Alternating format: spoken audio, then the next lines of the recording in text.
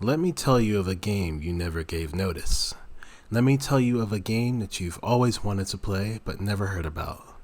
Let me tell you of Tokyo Xtreme Racer 3, also known as Shutoku Battle 3.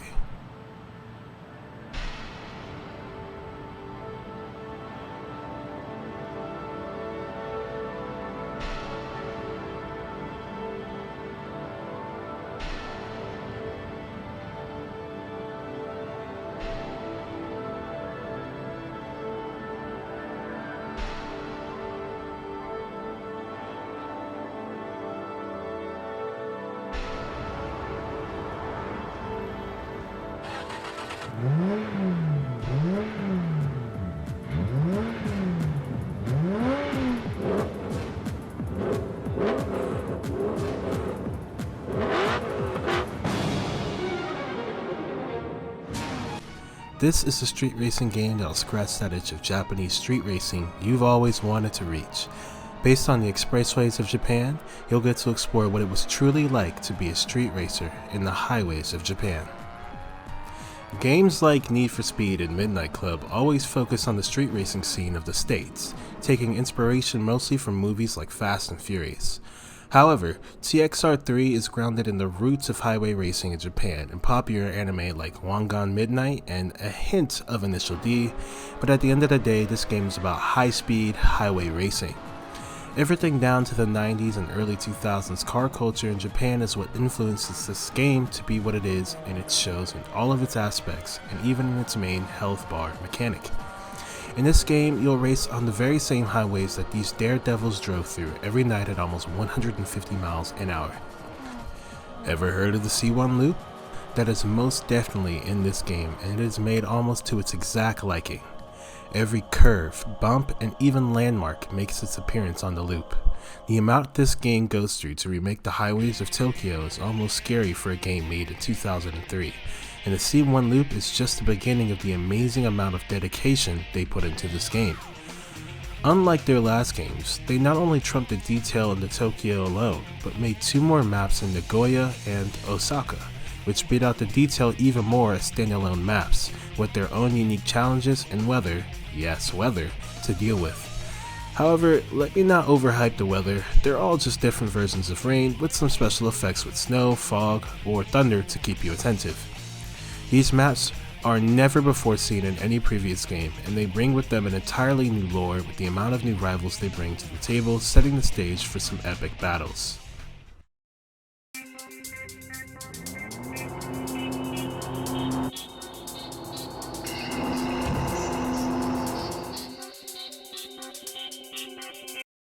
Now you're probably wondering what rivals are, and this is a pretty unique thing to this style of game that you don't really get from Need for Speed. While Need for Speed will have the occasional big bads such as Razor and the Blacklist from 2005's Most Wanted, and then you have a bunch of faceless opponents you race while trying to reach them, TXR3 goes through the effort of giving every single racer you meet on the Expressway a unique name, personality, and to an extent even a driving style, all put into separate racing teams that are usually built on unique principles and themes. One of my favorite examples of this is Team J Tribute. That basically worships Jay, a super boss, more on that later, who was a monster on the expressways of Nagoya and then disappeared without a trace until he comes back to challenge you. This team themes their cars to be just like Jay's and even have names inspired by Jay, despite the fact that Jay himself has no affiliation with this team whatsoever. There's another team called Another Heaven, and it is basically filled with devil worshippers with unknown backgrounds except for the fact that they're the dirtiest of the drivers in that region. It's interactions like that bring life to the game and all of its 600 rivals, which keep it from feeling grindy and pointless. A lot of racing games don't offer that kind of flavor to their racers, or they just have a way that makes it downright corny when it comes to the main villains anyway, who are usually all bark and no bite. But that brings me to the point of super bosses in this game. I'm gonna be honest with you, the bosses in this game are absolutely ridiculous, and you have no chance at ever beating them in a fair fight. Bruh. They launch off of you with the ferocity of a top-fueled dragster if you let them reach a straight line, and your car will never have the ability to do what they can do unless you've legitimately beaten the game 100%. Some bosses even V8 swap their cars to demolish you. V8 swap! Bruh. The insurmountable challenge these bosses give you is really what sets the mood for a lot of races. Although you genuinely can't beat them despite their car being ridiculously faster than yours, as long as you drive better than them, because quite frankly the AI is as dumb as rocks and will crash into things or take a corner in a suboptimal way. As long as you drive better, you will win. As long as you're not on a straight line.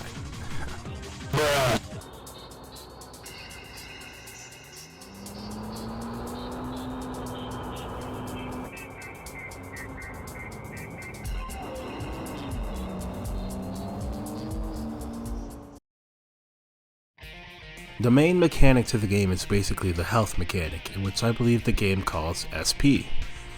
You start every race with a full SP bar, and the goal is simple: stay ahead of your opponent to decrease their SP bar.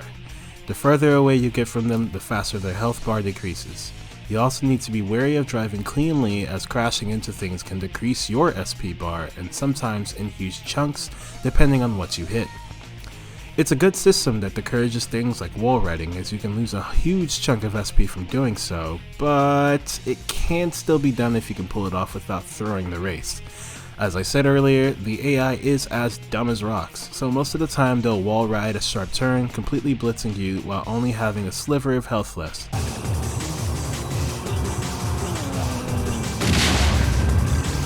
Because sometimes they just don't break. So don't be afraid to give them a nice block when they try this.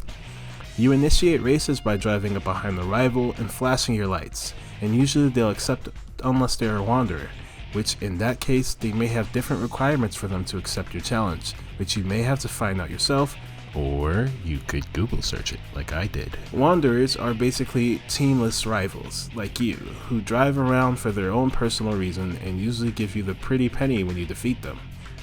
A neat little Easter egg is that it's basically unexplained in the game is that your bad name, which is basically your nickname bestowed upon you by the game itself, is custom tailored to your driver style based on several factors such as average speed, win and lose rate, collisions with cars and walls, current game progression, the kind of sticker you have on your car. It's based on many things, honestly, and we don't even know them all. I like to think of the name as what your rep as a driver has Japan calling you.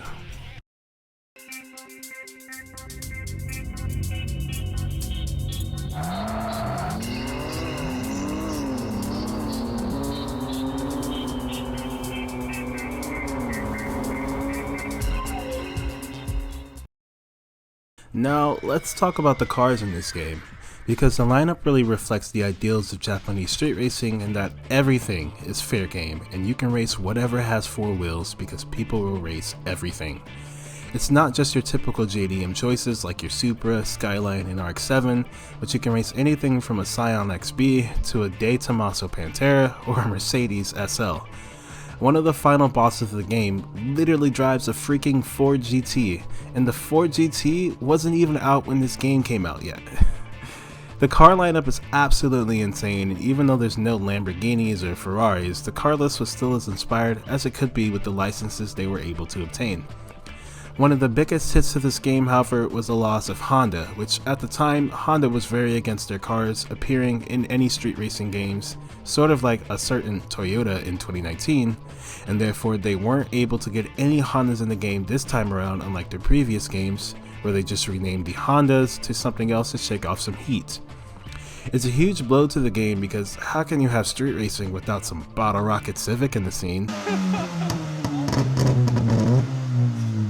But I can assure you that the current car list does just fine without it.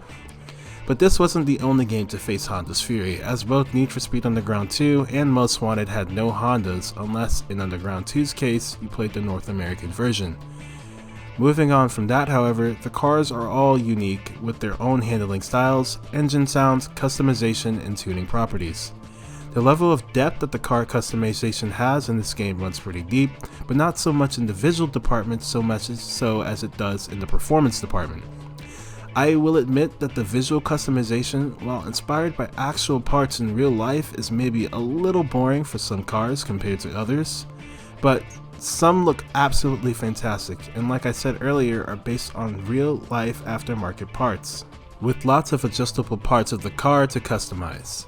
I still don't know if this is the first game to have it, but this game has an actual livery editor that allows you to personalize your car even more than before, and even though the system is very clunky and outdated, it exists, and it's still usable at that. The fact that an attempt was made, I feel, is enough to gain some credit on that. But the deeper customization comes from the depth of the performance parts. Those visual parts may have flair, but they're not just there for style. All those parts mean something towards the overall performance of your car.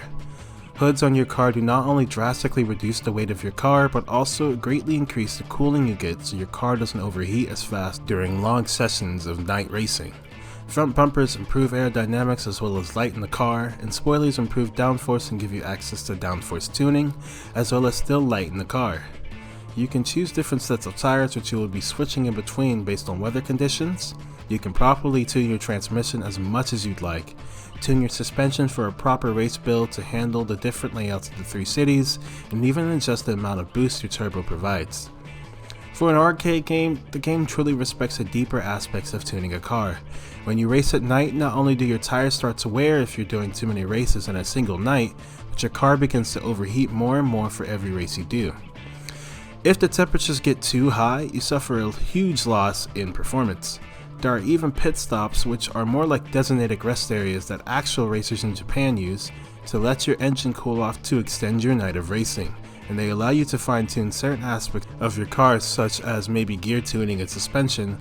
However, your tires are the limiting factor at the end of the day, as you cannot replace those in a single night.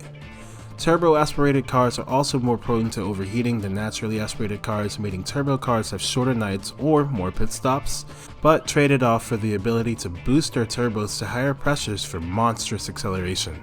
A taxing trade-off, but it allows boost cars to be some of the most disgustingly monstrous cars in the game. So what does this all mean? Well, this just adds a lot more nuance to your driving and playstyle that you don't get from a lot of games. Those games that you hit a nitrous button, you put some parts on the car, and everything handles itself while you just mash the throttle. There are genuine mechanics that you have to juggle while driving to keep yourself competitive during races, just like that of a real Expressway driver. It reminds me more of something like Gran Turismo, where you're in an endurance race and you have things such as gas and tire wear to consider, and mechanics such as drafting your opponent and genuine throttle control. However, I am in no way calling this a sim at all. It's not even close to a simcade. But the effort to keep the gameplay engaging and true to its inspiration is what gives the driving in this game its charm. One last thing to touch is the physics. Now, I know a lot of you, if you end up picking up this game, are gonna have trouble with this one, but I'm gonna save you a lot of trouble from the get-go. The physics of this game are extremely floaty and predictable if you don't fine-tune it for yourself. Like, what the fuck? Oh my god, dude. The way to fix this, and it's unfortunate the game doesn't come out the box like this, is to set the steering response to max or plus 15 to fix the floatiness. This will fix all of the floatiness you feel, however it won't make you invincible. The other mechanics of the game, like crappy suspension maybe on your first car or shot tires after a long night racing, will make the car floaty no matter what. I implore you to look at buying tires and a suspension kit on your first car and tuning it to hard settings as soon as possible to give you the most competitive and easy going experience in the beginning of the game. Especially if you decide to start somewhere like Tokyo. The C1 loop is truly unforgiving when it comes to cornering. Honestly, you should just do this in most racing games, not just this one, as a car that can't handle itself properly is doomed to fail more often than not.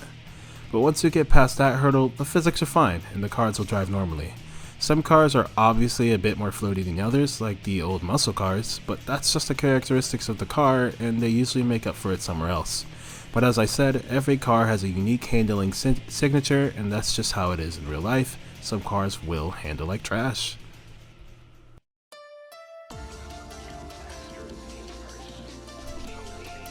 I've had this game for almost 15 years, and the only reason I picked it up was because I was at a friend's house and her mom made beans for dinner, and I did not want those beans. I would have rather starved. She then promised me that if I ate those beans, she would buy me any video game I wanted. No, I'm not kidding, this is how I found this game. I couldn't resist the name and the flashy car on the cover. It didn't shock me to find out that this game was never really all that popular and none of my friends had ever heard of it. It lacked the flashiness of Need for Speed, but the inspiration of the game inspired me more than anything, and I feel as though a lot of people would appreciate a game like this, but have never truly been open to the idea of it. It's such a breath of fresh air that is so hard to find in 2019's market of video games, where finding something different about a racing game can be so difficult. Street racing in Japan is somewhat kind of dead these days due to the increased population and therefore traffic in the expressways even at night, and the increased presence of the police clamping down at most attempts. The racing is dead, but at least the car culture still lives on, even if less than it originally did in the 90s. Nothing like this game is made anymore in the States, but it would be pretty magical to have a modern interpretation of the same formula this game laid out. I believe that would be the greatest racing game of our time period if given the chance. So, I present to you Tokyo Xtreme Racer 3.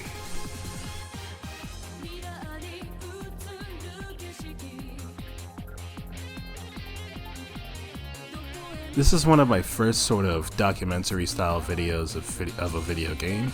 Usually I'm putting out Final Fantasy XIV content, but I'm taking a bit of a break from that game and I wanted to talk about something else. So make sure to stick around and subscribe to the channel for an array of content. Like the video if you liked it, dislike it if you hated it. Comment your thoughts below please. I love to talk about stuff. I'm a boring nerd with lots of thoughts in my head and I want to hear yours. Anyway, thanks for watching everyone, and goodbye.